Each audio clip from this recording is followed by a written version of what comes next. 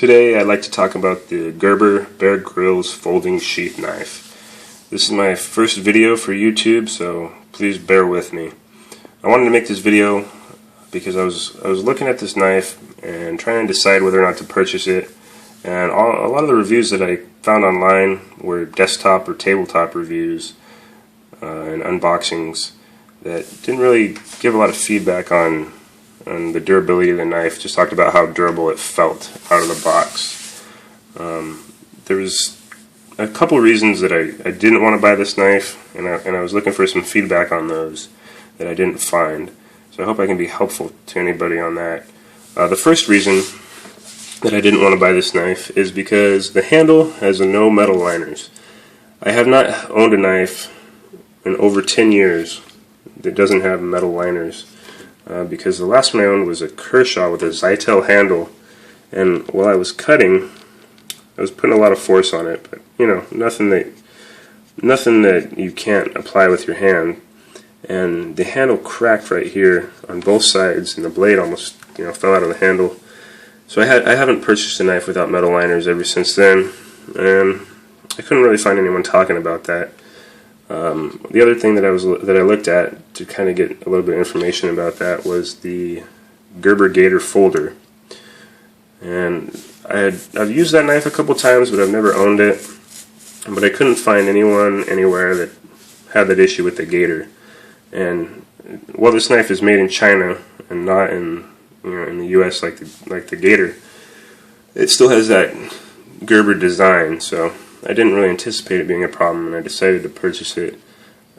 But still no one had talked about it, so I'll talk about that a little bit. The second reason I didn't want to buy this knife when I seen it was it's a lockback, and I just prefer liner locks. They hold the knife a little bit better for a longer period of time in my experience. All the lockbacks I've had, the top edge of the lock had started to roll. The steel would roll here, and it would cause a little bit up and down play. I don't know if that's because the knives I've had used a lesser steel in the lock than in the blade or what. But this knife, there's a couple reasons why I think this is a pretty good lock for a lockback. There's 3/8 of an inch of steel here contacting the lock. So I think that's one factor why I haven't had any issues with that yet. The second factor is most knives that I've owned that are lockbacks, the spine sits flush with the lock. On this one, it sits in there a little bit lower, so there's no chance of that metal rolling at that edge there, like has happened on the knives in the past that I've owned. And so far it hasn't given me any problems, and the lock is completely solid. I'm very surprised with that. I did a couple videos of me doing some tasks outside that I'll show you in a minute.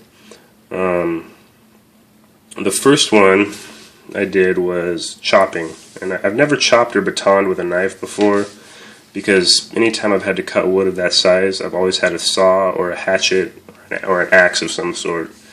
But in order to test the lock and test the handles, I decided to go ahead and do that, and it held up pretty well. The chopping, the wood I had found was pretty hard wood, and it was very dry, but it was still very hard, and it didn't roll the edge at all. I was actually, as I was chopping, I was expecting the edge to roll, at least in a couple places, and it was perfect after I had finished chopping through the wood.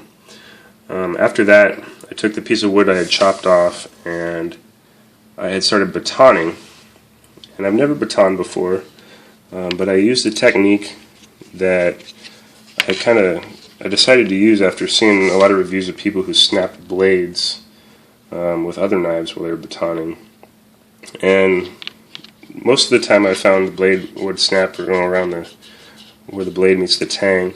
So what I did was I held it loosely in my hand. That way if I hit the knife at an angle, it would just kind of roll in my hand instead of damaging the joint where the blade meets the handle.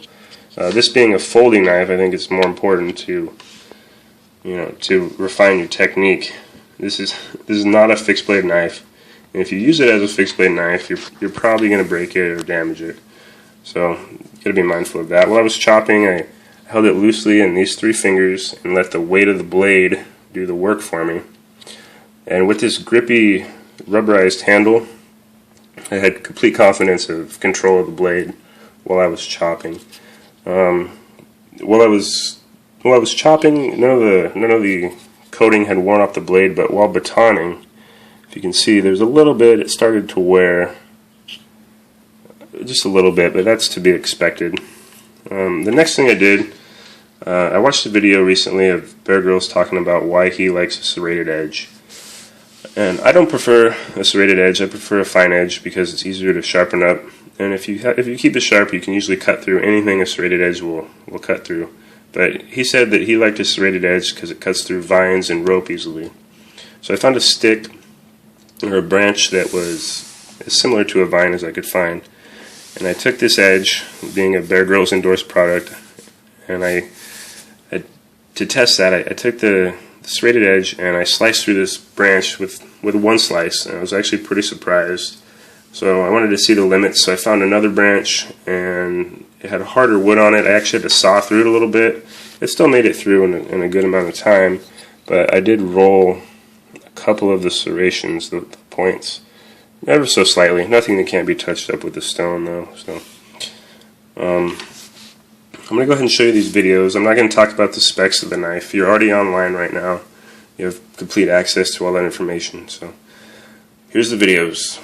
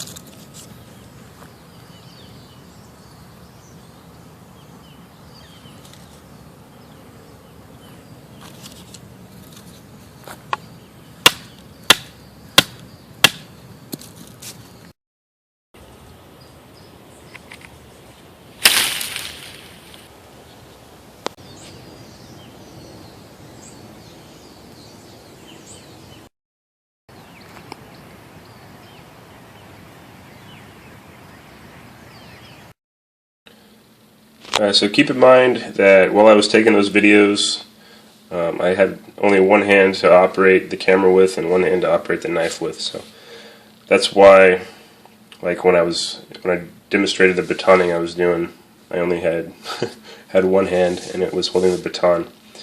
That's also the reason I had to do that all in segments. When I was done, the knife, like I said, there's no play in the lock. There's a slight amount of side-to-side play, but it's barely noticeable, and that's with any folder. After you get it brand new, you're gonna have to tighten up the little torque screw a couple times while the knife works itself in. And what I found is, over time that you have to do that less and less, but there's really no way to avoid that at all. It has nothing to do with the quality of the knife. So, in conclusion, the knife is pretty good quality for what it is. I paid $24.99 for it. At that price is well worth it. And the few reasons that I didn't like the knife, I actually like it more for those reasons. The handle's a lot lighter. The knife's more well balanced because there's no metal liners in the handle. The lock. Since it's a lock back, your thumb holds the lock down on the blade when you're holding it like this on the jimping. It's a pretty good quality knife, especially for $25. The most similar knife they have is the Gator Folder, and that's retailing at like $44.99. And this was almost just a little over half that price. So you may have noticed in the video there is one roll in the blade. That was not when I was outside using it, and I actually had dropped the blade inside, and luckily I didn't cut any of my toes. And the floor is hard, so it rolled the edge, but it's going to be easy to touch up. This knife sharpened up very well. When I pulled it out of the package, I ran it over Arkansas stone a few times. It was already razor sharp. It cut hairs off my arm out of the package, but I like my edges to be polished up, so that's why I ran it across the Arkansas stone. So I'm about to do that a few more times, fix that roll, and keep using this knife. And if I have any issues with it, I'll put up another video and let you guys know about it. Thanks for watching.